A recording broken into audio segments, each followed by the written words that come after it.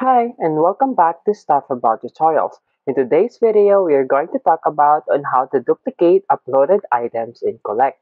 Maybe you want to duplicate uploaded items in Collect so that you can put it into another file. So today's video, I am going to show you on how you can duplicate uploaded items in your Collect. Check the video description and I will try to leave the written instructions. So without further ado, let's get into the video. First you need to do is to open your Collect application.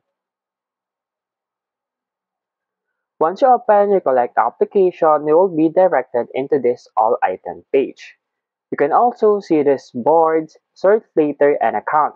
In here, to duplicate and uploaded items in Collect, simply you need to long press on that item. Once you long press on it, you'll need to tap on this three dots icon at the upper right corner of your screen. And then as you can see in here, we have Duplicate To. Simply tap on it.